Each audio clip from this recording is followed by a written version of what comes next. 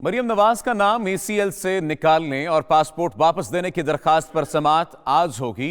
Lahore high court का 2 रुकनी bench समाअत करेगा।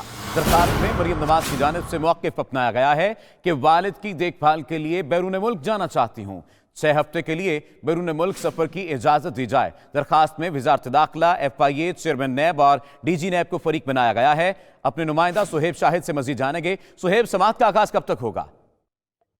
जी बिल्कुल, मरियम नवाज ने अपना नाम ईसीएल में शामिल करने के खिलाफ दरखास्त पर जो समाअत है वो अभी कुछ ही देर में होगी। समाअत जो है वो जस्टिस अली बाकर नजफी की सरबराही में 2 रुकनी बेंच करेगा। अभी जज साहिबान जो हैं वो अदालत में नहीं पहुंचे, कुछ ही देर में जज साहिबान अदालत में पहुंचेंगे और दरखास्त के ऊपर समाअत शुरू हो जाएगी। मरियम नवाज ने अमजद परवेज एडवोकेट की वसादत से लाहौर हाईकोर्ट में दरखास्त दायर की है और दरखास्त में वजारत दाखिला, FIA, चेयरमैन नैब और DG नैब को फरीक बनाया गया है।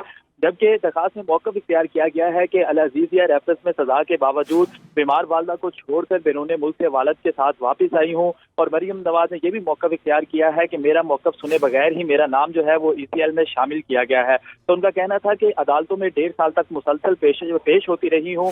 नाम जो है वो ईसीएल में शामिल करने का इक़दाम एग्जिट कंट्रोल लिस्ट की स्कीम से भी मुतज़ाद है।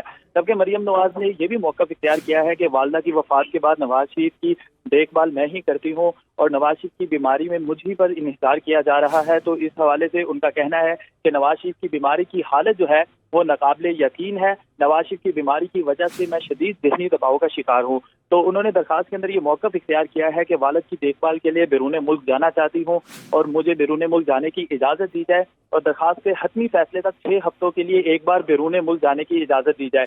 जबकि दरखास्त के अंदर दरखास्त गुजार ने एक अदालत से पासपोर्ट वापस करने के हवाले से भी ये कहा है कि अदालत हुक्म दे कि पासपोर्ट जो है वो वापस कर दिया जाए। तो इस हवाले से अदालत जो है वो कुछ ही देर में इस केस की समाअत जो है वो शुरू कर देगी। कुछ ही देर में केस की समाअत होगी। सुहेब शाहिद अपडेट कर रहे थे, आपका शुक्रिया।